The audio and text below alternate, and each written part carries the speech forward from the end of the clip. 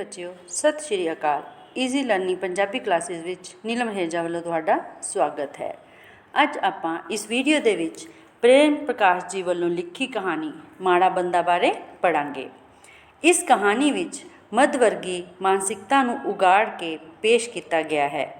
ਮੱਧ ਵਰਗੀ ਪਤੀ ਪਤਨੀ ਦਾ ਇੱਕ ਆਮ ਰਿਕਸ਼ਾ ਚਾਲਕ ਵੱਲੋਂ ਕੁਝ ਵੱਧ ਪੈਸੇ ਮੰਗਣ 'ਤੇ ਉਸ ਨਾਲ ਖੈਬੜਨਾ यानी कि लड़ना, रिक्शे वाले ਵੱਲੋਂ ਉਹਨਾਂ ਦੇ ਦਿੱਤੇ ਪੈਸੇ ਵਗਾ ਮਾਰਨੇ, ਉਸ ਤੋਂ ਉਪਰੰਤ ਉਸ ਦਾ ਕਾਫੀ ਸਮੇਂ ਤੱਕ ਬਾਹਰ ਖੜੇ ਰਹਿਣਾ ਦੋਹਾਂ ਪਤੀ ਪਤਨੀ ਨੂੰ ਪਰੇਸ਼ਾਨ ਕਰ ਦਿੰਦਾ ਹੈ। ਦੋਵੇਂ ਆਪਣੇ ਕੰਮ ਵਿੱਚ ਇਕਾਗਰਚਿਤ ਨਹੀਂ ਹੋ ਸਕਦੇ। ਘੜੀ ਮੁੜੀ ਬਾਹਰ ਝਾਕ ਕੇ यानी कि ਆਪਣੇ ਘਰ ਦੀ ਖਿੜਕੀ ਤੋਂ ਬਾਹਰ ਵੇਖ ਕੇ ਉਸ ਨੂੰ ਖੜੇ ਹੋਏ ਦੇਖ ਕੇ ਅੰਦਰ ਬੈਠੇ ਘਬਰਾਈ ਜਾਂਦੇ ਹਨ। ਅਸਲ ਵਿੱਚ ਆਪਣੇ ਆਪ ਨੂੰ ਤਾਕਤਵਰ ਸਮਝਦੀ ਮੱਧ ਵਰਗੀ ਦੀ ਪਤਨੀ ਇੱਕ ਆਮ ਮਾੜੇ ਰਿਕਸ਼ਾ ਚਾਲਕ ਤੋਂ ਡਰ ਜਾਂਦੀ ਹੈ। ਉਸ ਨੂੰ ਰਿਕਸ਼ਾ ਵਾਲਾ ਤਾਕਤਵਰ ਜਾਪਣ ਲੱਗ ਜਾਂਦਾ ਹੈ। ਜਦੋਂ ਰਿਕਸ਼ਾ ਵਾਲਾ ਥੋੜ੍ਹੀ ਦੇਰ ਤੱਕ ਖੜਾ ਰਹਿ ਕੇ ਚਲਾ ਜਾਂਦਾ ਹੈ ਤਾਂ ਦੋਹਾਂ ਨੂੰ ਸੁੱਖ ਦਾ ਸਾਹ ਆਉਂਦਾ ਹੈ, ਪਰ ਨਾਲ ਹੀ ਉਹਨਾਂ ਨੂੰ ਦੋਸ਼ ਭਾਵਨਾ ਵੀ ਆ ਘੇਰਦੀ ਹੈ। ਹੁਣ ਅਸੀਂ ਇਸ ਕਹਾਣੀ ਨੂੰ ਵਿਸਥਾਰ ਦੇ ਵਿੱਚ ਪੜ੍ਹਾਂਗੇ। ਉਹ ਉੱਥੇ ਹੀ ਖੜਾ ਸੀ। ਮੇਰੀ ਪਤਨੀ ਨੇ ਮੈਥੋਂ ਚੋਰੀ ਚੋਰੀ ਰਸੋਈ 'ਚੋਂ ਨਿਕਲ ਕੇ ਉਹਨੂੰ 2 ਵਾਰ ਕੀ ਕੀਤਾ ਸੀਗਾ ਦੇਖਿਆ ਸੀ। ਫਿਰ ਉਹ ਬੂਹੇ 'ਚ ਖਲੋ ਕੇ ਮੇਰੇ ਵੱਲ ਵੇਖਣ ਲੱਗੀ। ਮੈਂ ਖਿਝੀ ਨਜ਼ਰ ਨਾਲ ਉਹਨੂੰ ਵੇਖਿਆ ਤਾਂ ਉਹ ਰਸੋਈ 'ਚ ਵੜ ਕੇ ਚਾਹ ਬਣਾਉਣ ਲੱਗ ਪਈ। ਮੈਂ ਮੇਜ਼ 'ਤੇ ਬਹਿ ਕੇ ਫਿਰ ਉਹੀ ਚਿੱਠੀ ਲਿਖਣ ਦਾ ਯਤਨ ਕਰਨ ਲੱਗਾ ਜਿਹੜੀ ਕਈ ਦਿਨਾਂ ਤੋਂ ਅਧੂਰੀ ਪਈ ਸੀ। ਜੰਗਲਾਤ ਦੇ ਅਫਸਰ ਆਪਣੀ ਭੂਆ ਦੇ ਪੁੱਤਰ ਭਰਾ ਨੂੰ ਫਰਨੀਚਰ ਬਣਵਾ ਕੇ ਭੇਜਣ ਲਈ ਲਿਖਣਾ ਸੀ। ਸਾਈਜ਼ ਤੇ ਡਿਜ਼ਾਈਨ ਲਿਖਣ ਵੇਲੇ ਗੱਲ ਉਲਝ ਗਈ ਸੀ। ਜਰਾ ਕੁ ਸੁਲਝਣ ਲੱਗੀ ਤਾਂ ਪਤਨੀ ਨੇ ਆ ਕੇ ਹੌਲੀ ਦੇਣੀ ਕਿਹਾ, ਹੈ ਜੀ, ਉਹ ਉੱਥੇ ਹੀ ਖਲੋਤਾ ਹੈ। ਪਤਨੀ ਹਾਲੇ ਵੀ ਬੇਚੈਨ ਸੀ। ਮੈਂ ਚਾਹੁੰਦਾ ਸੀ ਭਈ ਉਹਦਾ ਧਿਆਨ ਹੀ ਨਾ ਕਰੇ, ਪਰ ਮੈਥੋਂ ਆਪ ਚਿੱਠੀ ਲਿਖੀ ਨਹੀਂ ਜਾ ਰਹੀ ਸੀ। ਮੈਂ ਵੀ ਉਹਨੂੰ ਬਾਰੀ ਮਤਲਬ ਖਿੜਕੀ ਦੇ ਵਿੱਚੋਂ ਕਈ ਵਾਰ ਵੇਖ ਚੁੱਕਾ ਸੀ। ਉਹ ਉਂਝੇ ਖਲੋਤਾ ਸੀ ਚੌਂਕ ਦੇ ਖੱਬੇ ਪਾਸੇ, ਆਪਣੇ ਰਿਕਸ਼ੇ ਦਾ ਰੁੱਖ ਪਾਰਕ ਵੱਲ ਨੂੰ ਕਰਕੇ। ਪਹਿਲਾਂ ਉਹ ਰਿਕਸ਼ੇ ਦੀ ਗੱਦੀ 'ਤੇ ਬੈਠਾ ਸੀ, ਫਿਰ ਉਹ ਪੈਂਡਲਾਂ 'ਤੇ ਖਲੋ ਗਿਆ। ਹੁਣ ਉਹਨੇ ਕਾਠੀ 'ਤੇ ਕੋਹਨੀ ਰੱਖੀ ਹੋਈ ਸੀ ਅਤੇ ਝੁਕਿਆ ਖਲੋਤਾ ਸੀ, ਜਿਵੇਂ ਉਹਨੇ ਕਿਤੇ ਜਾਣਾ ਹੀ ਨਹੀਂ ਹੁੰਦਾ। ਉਹਨੇ ਇੱਕ ਵਾਰ ਵੀ ਮੁੜ ਕੇ ਸਾਡੇ ਵੱਲ ਨਹੀਂ ਸੀ ਵੇਖਿਆ। ਘੱਟੋ ਘੱਟ ਉਦੋਂ ਉਹ ਖਾਲੀ ਪਲਾਟ ਵੱਲ ਦੇਖੀ ਜਾ ਰਿਹਾ ਸੀ, ਜਿਵੇਂ ਉਹਦਾ ਸਾਡੇ ਨਾਲ ਕੋਈ ਲੈਣ ਦੇਣ ਹੀ ਨਾ ਹੋਵੇ। ਕੁੱਬੀ ਹੋਈ ਉਹਦੀ ਪਿੱਠ 'ਤੇ ਸੱਜੇ ਮੋਢੇ ਦੀ ਹੱਡੀ ਤੱਕ ਭੈੜੀ ਜਿਹੀ ਬੁਸ਼ਰਟ ਅਤੇ ਹੋਰ ਰੰਗ ਦੇ ਕੱਪੜੇ ਦੀ ਟਾਕੀ ਲੱਗੀ ਹੋਈ ਸੀ। ਟਾਕੀ ਮਤਲਬ ਉਹਨੂੰ ਕੱਪੜੇ ਉੱਤਾ ਲਾ ਕੇ ਜੋੜਿਆ ਹੋਇਆ ਸੀ। ਕੱਛੇ ਹੇਠ ਕਾਲੀਆਂ ਸੁੱਕੀਆਂ ਲੱਤਾਂ ਸਨ ਅਤੇ ਸਿਰ ਦੇ ਵਾਲ ਮੈਲੇ ਉਲਝੇ ਹੋਏ ਸਨ। ਉਹਨੂੰ ਵੇਖ ਕੇ ਹੀ ਦਿਲ ਖਰਾਬ ਹੁੰਦਾ ਸੀ। ਜੇ ਉਹਦੀ ਫੋਟੋ ਖਿੱਚ ਕੇ ਅਖਬਾਰ 'ਚ ਛਾਪੀ ਜਾਵੇ ਤਾਂ ਹੇਠਾਂ ਲਿਖੇ ਪਤੇ ਦਿੱਤਾ ਜਾਵੇ ਕਿ ਇਹ ਹੈ ਉਹ ਮੁੰਡਾ ਜਿਹੜਾ ਆਪਣੇ ਮਾਲਕ ਉਹਦੀ ਪਤਨੀ ਦੇ ਇਕਲੌਤੇ ਪੁੱਤਰ ਨੂੰ ਕਤਲ ਕਰਕੇ ਉਹਨਾਂ ਦੇ ਸਾਰੇ ਗਹਿਣੇ ਲੈ ਕੇ ਭੱਜ ਗਿਆ ਸੀ, ਤਾਂ ਲੋਕ ਸੱਚ ਮੰਨ ਲੈਣਗੇ। ਇਹਦੀਆਂ ਭੁੱਖੀਆਂ ਨਜ਼ਰਾਂ ਇਸ ਤਰ੍ਹਾਂ ਹੈਰਾਨੀ ਨਾਲ ਵੇਖਦੀਆਂ ਨੇ ਜਿਵੇਂ ਕੁਝ ਚੰਗਾ ਵੇਖਿਆ ਵੀ ਨਾ ਹੋਵੇ। ਕਮੀਨੀਆਂ ਜੀਆਂ। ਜਦੋਂ ਉਹਨੇ ਭੈੜਾ ਜਿਹਾ ਮੂੰਹ ਕਰਕੇ ਆਨੇ ਕੱਢ ਕੇ ਮੇਰੇ ਵੱਲ ਤੱਕਿਆ ਸੀ, ਜਿਵੇਂ ਹੱਤਕ ਕਰ ਰਿਹਾ ਹੋਵੇ, ਤਾਂ ਮੈਨੂੰ ਖਿਝ ਆ ਗਈ ਸੀ। ਅਤੇ ਜਦੋਂ ਉਹਨੇ ਮੇਰੀ ਪਤਨੀ ਦੇ ਫੜਾਏ 2 ਰੁਪਏ ਬੁੜਬੁੜ ਕਰਕੇ ਵਗਾਹ ਮਾਰੇ यानी कि ਸੁੱਟ ਦਿੱਤੇ ਸਨ, ਤਾਂ ਮੇਰਾ ਦਿਲ ਕੀਤਾ ਸੀ ਭਈ ਉਹਨੂੰ ਵਾਲਾਂ ਤੋਂ ਫੜ ਕੇ ਥੱਲੇ ਸੁੱਟ ਲਵਾਂ ਅਤੇ ਸੁੱਕੀਆਂ ਜਿਹੀਆਂ ਬਾਹਾਂ ਦੇ ਕਾਨੇ ਮਰੋੜ ਦਿਆਂ। ਪਰ ਮੇਰੀ ਪਤਨੀ ਨੇ ਮੈਨੂੰ ਰੋਕ ਦਿੱਤਾ। ਕੁਝ ਮੈਂ ਆਪ ਵੀ ਚੁੱਪ ਕਰ ਗਿਆ ਭਈ ਇਸ ਕਮੀਨੇ ਜਿਹੇ ਬੰਦੇ ਨੂੰ ਹੱਥ ਕੀ ਲਾਉਣਾ ਹੈ, ਛਿੱਟੇ ਹੀ ਪੈਣਗੇ। ਉਹ ਨਿੱਕੀ ਜਿਹੀ ਗਾਲ ਕੱਢ ਦੇਵੇ, ਹੱਥ ਚੁੱਕ ਲਵੇ, ਸ਼ਰੀਫ ਆਦਮੀ ਮਿੱਟੀ ਹੋ ਜਾਂਦਾ ਹੈ। ਫਿਰ ਭਾਵੇਂ ਉਹ ਆਪਣੇ ਆਪ ਨੂੰ ਹੀ ਗਾਲਾਂ ਕੱਢ ਲਵੇ, ਲੋਕ ਸਮਝਦੇ ਨੇ ਦੂਜੇ ਨੂੰ ਹੀ ਕੱਢ ਰਿਹਾ ਹੈ।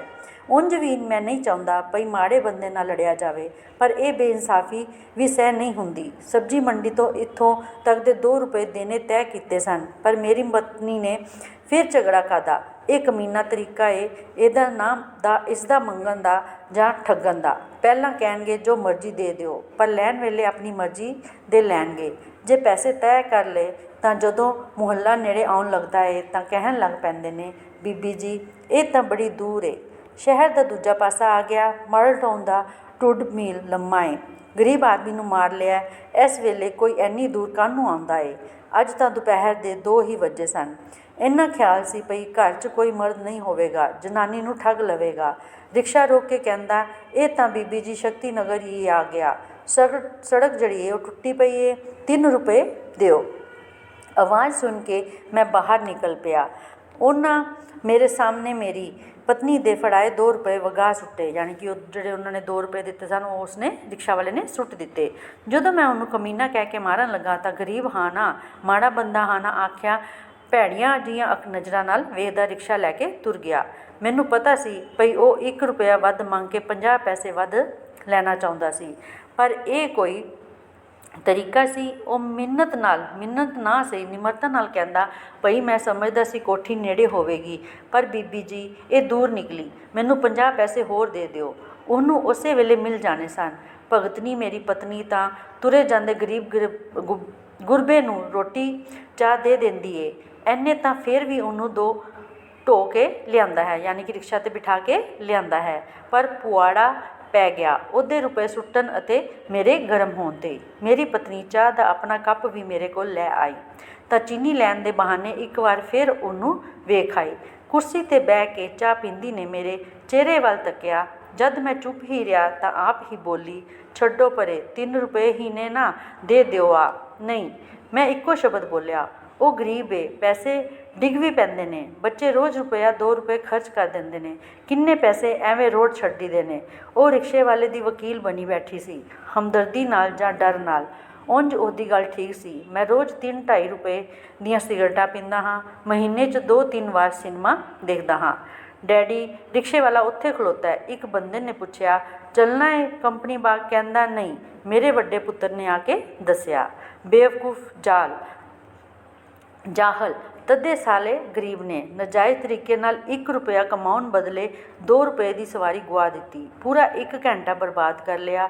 5 ਰੁਪਏ ਕਮਾਏ ਜਾ ਸਕਦੇ ਸੀ ਇਸ ਸਮੇਂ 'ਚ। ਬੁੜਬੁੜਾ ਕੇ ਮੈਂ ਇੰਝ ਕਿਹਾ ਭਈ ਮੁੰਡਾ ਨਾ ਸੁਣੇ, ਤੇ ਚਿੱਠੀ ਅਧੂਰੀ ਹੀ ਪਰੇ ਕਰ ਦਿੱਤੀ। ਮੈਂ ਨਹੀਂ ਸੀ ਚਾਹੁੰਦਾ ਭਈ ਮੁੰਡੇ ਨੂੰ ਮੇਰੇ ਚਿਹਰੇ ਤੋਂ ਇਸ ਚਿੰਤਾ ਦਾ ਪਤਾ ਲੱਗੇ ਜਿਹੜੀ ਰਿਕਸ਼ਾ ਵਾਲੇ ਦੇ ਖਲੋਣ ਨਾਲ ਮੈਨੂੰ ਹੋ ਰਹੀ ਸੀ। ਮੈਂ ਪਤਨੀ ਨੂੰ ਵੀ ਐਵੇਂ ਜ਼ਾਹਰ ਕਰ ਰਿਹਾ ਸੀ ਤੇ ਸਮਝਾ ਹੀ ਰਿਹਾ ਸੀ ਭਈ ਉਹ ਉੱਧਰ ਧਿਆਨ ਨਹੀਂ ਨਾ ਦੇਵੇ, ਸਾਲਾ ਆਪੇ ਥੱਕ ਹਾਰ ਕੇ ਚਲਿਆ ਜਾਵੇਗਾ। ਪਤਨੀ ਕੱਪ ਚੁੱਕ ਕੇ ਰਸੋਈ 'ਚ ਚਲੀ ਗਈ। ਮੈਂ ਉੱਠ ਕੇ ਬਾਰੀ ਵਿੱਚ ਝਾਤੀ ਮਾਰੀ। ਕੋਈ ਹੋਰ ਰਿਕਸ਼ੇ ਵਾਲਾ ਉਹਦੇ ਕੋਲ ਖਲੋਤਾ ਸੀ। ਉਹ ਦੂਜਾ ਰਿਕਸ਼ਾ ਵਾਲਾ ਕੋਈ ਗੱਲ ਕਰਕੇ ਕਾਹਲ ਨਾਲ, ਯਾਨੀ ਕਿ ਜਲਦੀ ਨਾਲ ਅੱਡੇ ਵੱਲ ਨੂੰ ਚਲਾ ਗਿਆ। ਮੈਨੂੰ ਲੱਗਾ ਉਹ ਆਪਣੇ ਸਾਥੀਆਂ ਨੂੰ ਬੁਲਾਉਣ ਗਿਆ ਏ। ਇਹਨਾਂ ਵਿੱਚ ਏਕਤਾ ਬੜੀ ਹੁੰਦੀ ਹੈ। ਝਗੜਾ ਹੋਣ 'ਤੇ ਸਾਰੇ ਚੰਬੜ ਜਾਂਦੇ ਹਨ, ਯਾਨੀ ਕਿ ਇਕੱਠੇ ਹੋ ਕੇ ਆ ਜਾਂਦੇ ਹਨ, ਪਰ ਦੂਜੇ ਮੁਸਾਫਰ ਵੇਖ ਕੇ ਵੀ ਲੰਘ ਜਾਂਦੇ ਨੇ। ਬੁਲਾ ਲਿਆਵੇ ਪਿਆ, ਮੈਂ ਕੋਈ ਡਰਦਾ? ਸੋਚ ਕੇ ਮੈਂ ਕੁਰਸੀ 'ਤੇ ਬਹਿ ਗਿਆ। ਪਤਨੀ ਮੁੜ ਕੇ ਆ ਕੇ ਬੂਹੇ 'ਚ ਖਲੋ ਗਈ। ਹੌਲੀ ਦੇਣੀ ਕਹਿੰਦੀ, ਯਾਨੀ ਕਿ ਹੌਲੀ ਨਾਲ ਉਹ ਬੋਲਦੀ। ਰਿਕਸ਼ੇ ਵਾਲੇ ਨੂੰ ਚੰਗਾ ਹੁੰਦਾ 1 ਕੱਪ ਚਾਹ ਪਿਆ ਦਿੰਦੀ, ਹੁਣ ਡੋਲਣੀ ਪਈ ਏ। ਉਹ ਸਮਝੌਤੇ ਦਾ ਰਾਹ ਲੱਭ ਰਹੀ ਸੀ। ਲੱਗਦਾ ਸੀ ਉਹ ਹਾਰ ਗਈ ਏ। ਜੇ ਉਹ ਰਿਕਸ਼ਾ ਵਾਲਾ ਮੁੜ ਕੇ ਆ ਜਾਵੇ ਤਾਂ ਮੈਂ ਇੱਥੇ ਚਲਾ ਜਾਵਾਂ ਤਾਂ ਇਹ ਉਹਨੂੰ ਚੁੱਪ ਕਰਕੇ 3 ਰੁਪਏ ਹੀ ਦੇ ਦੇਵੇਗੀ। ਕਿਉਂ ਜੀ? ਉਹ ਕਹਿਣ ਲੱਗੀ, ਜੇ ਰਾਤ ਹੋਵੇ, ਮੀਂਹ ਵਸਦਾ ਹੋਵੇ ਤਾਂ 3 ਹੀ ਰੁਪਏ ਲੈਂਦੇ ਨੇ ਰਿਕਸ਼ੇ ਵਾਲੇ। ਹੁਣ ਮੀਂਹ ਵਸਦਾ।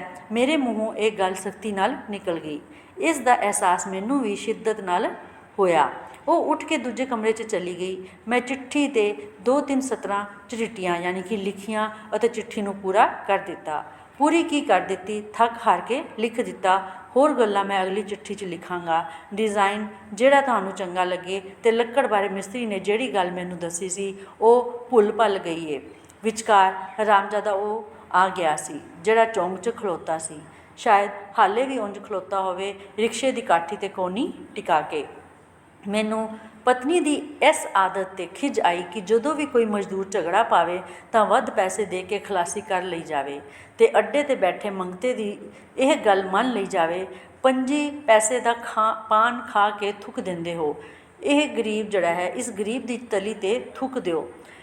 ਯਾਨੀ ਕਿ ਇਸ ਮਾਮਲੇ 'ਚ ਮੈਂ ਉਹਦੇ ਨਾਲ ਬਹਿਸ ਨਹੀਂ ਕਰਨਾ ਚਾਹੁੰਦਾ, ਕਿਉਂਕਿ ਇਹ ਗੱਲ ਦਲੀਲ ਨਾਲੋਂ ਵੱਧ ਭਾਵਨਾ ਦੀ ਏ।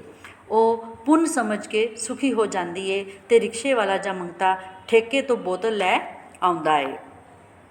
ਮੇਰਾ ਦਿਲ ਕੀਤਾ ਉੱਠ ਕੇ ਰਿਕਸ਼ੇ ਵਾਲੇ ਕੋਲ ਜਾਵਾਂ ਤੇ ਪੁੱਛਾਂ ਭਈ ਤੈਂ ਜਾਣਾ ਏ ਕਿ ਨਹੀਂ।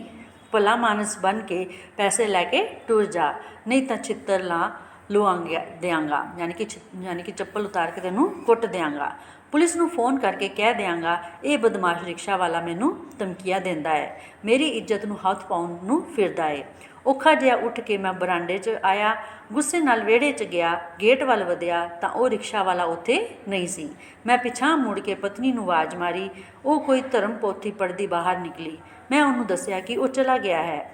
ਉਹਨੇ ਝੱਟ ਦੇਣੀ ਪੋਥੀ ਬੰਦ ਕਰਕੇ ਬਰਾਂਡੇ ਦੀ ਬੰਨੀ 'ਤੇ ਰੱਖ ਦਿੱਤੀ, ਯਾਨੀ ਕਿ ਬਰਾਂਡੇ ਦੇ ਬਨੇਰੇ ਦੇ ਉੱਤੇ ਰੱਖ ਦਿੱਤੀ। ਅਸੀਂ ਲੌਨ 'ਚ ਪਈਆਂ ਕੁਰਸੀਆਂ 'ਤੇ ਬਹਿ ਗਏ। ਉਹਦੇ ਚਿਹਰੇ 'ਤੇ ਦੁੱਖ ਦਾ ਜਿਹੜਾ ਪੋਚਾ ਫੇਰਿਆ ਪਿਆ ਸੀ ਉਹ ਧੁੱਪ ਗਿਆ ਸੀ, ਯਾਨੀ ਕਿ ਉਹ ਸਾਫ਼ ਹੋ ਗਿਆ ਸੀ। ਮੈਂ ਐਵੇਂ ਪੁੱਛਿਆ, ਅੱਜ ਰਾਤੀ ਫਿਲਮ ਨਾ ਵੇਖ ਆਈਏ? ਉਹ ਹੁਣ ਆਪਾਂ ਇਹ 3 ਰੁਪਏ ਪਿੰਗਲ ਵਾਲੇ ਨੂੰ ਦੇ ਦਿਆਂਗੇ ਅਤੇ ਉਹ 50 ਪੈਸੇ ਜਿਹੜੇ ਤੈਂ ਵੱਧ ਦੇਣੇ ਸਨ ਉਹ ਅੱਡੇ ਵਾਲੇ ਮੰਗਤੇ ਦੀ ਤਲੀ 'ਤੇ ਧਰ ਦਿਆਂਗੇ। ਜਿਵੇਂ ਤੇਰੀ ਮਰਜ਼ੀ, ਤੂੰ ਮੁਖਤਿਆਰ ਏ। ਮੈਨੂੰ ਕੀ? ਗੱਲ ਕਰਕੇ ਅਸੀਂ ਇੱਕ ਦੂਜੇ ਵੱਲ ਵੇਖਿਆ ਅਤੇ ਮੁਸਕਰਾ ਪਏ। ਅੱਗੋਂ ਹਨ ਇਸ ਪਾਠ ਦੇ ਵਸਤੂਨਿਸ਼ਟ ਪ੍ਰਸ਼ਨ, ਯਾਨੀ ਕਿ ਛੋਟੇ ਉਤਰਾਂ ਵਾਲੇ ਪ੍ਰਸ਼ਨ, ਯਾਨੀ ਕਿ ਆਪਸ਼ਨਲ ਨਾਲ ਦਿੱਤੇ ਹੋਏ ਨੇ, ਉਹਨਾਂ ਦੇ ਆਂਸਰ ਦੇਣੇ ਨੇ।